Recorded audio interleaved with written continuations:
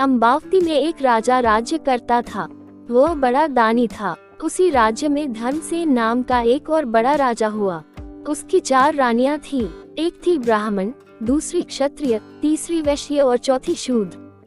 ब्राह्मणी से एक पुत्र हुआ जिसका नाम ब्राह्मणीत रखा गया। क्षत्राणी से 3 बेटे हुए। एक का नाम शंख, दूसरे का नाम विक्रमादित्य और तीसरे का भर्तृहरि रखा गया। वैश्य से एक लड़का हुआ जिसका नाम चंद्र रखा गया। शूद्रानी से धन्वंतारी हुए। जब वे लड़के बड़े हुए तो ब्राह्मणी का बेटा घर से निकल पड़ा और धारापुर आया।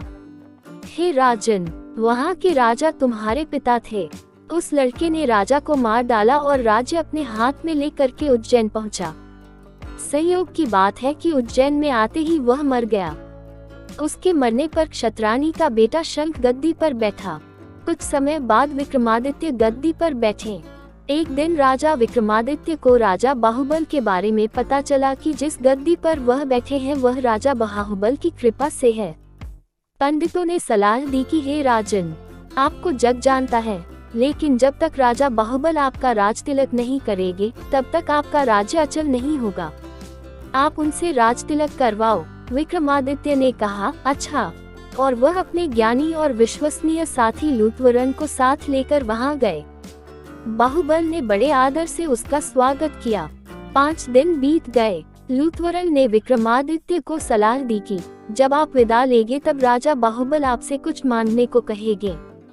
राजा के घर में एक सिंहासन है जिसे साक्षात महादेव ने राजा इंद्र को दिया था और बाद में इंद्र ने बाहुबल को दिया। उस सिंहासन में ये गुण है कि जो उस पर बैठेगा वह 7 द्वीप नवखंड पृथ्वी पर राज करेगा।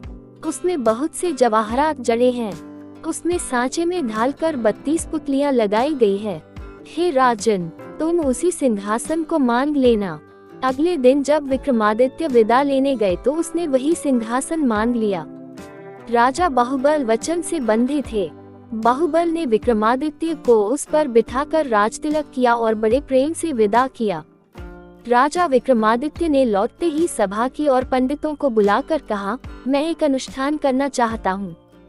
आप देखकर बताएं कि मैं इसके योग्य हूँ या नहीं। पंडितों ने कहा, आपका प्रताप तीनों लोकों में छाया हुआ है।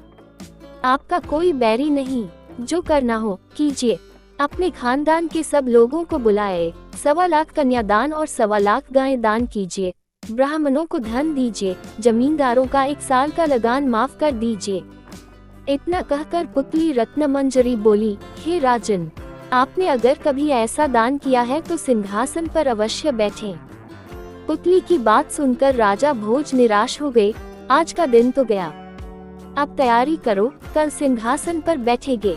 इस तरह सिंहासन बत्तीसी की पहली पुतली ने राजा भोज को नहीं बैठने दिया और अगले दिन दूसरी पुतली चित्रलेखा ने सुनाई राजा विक्रमादित्य की कहानी।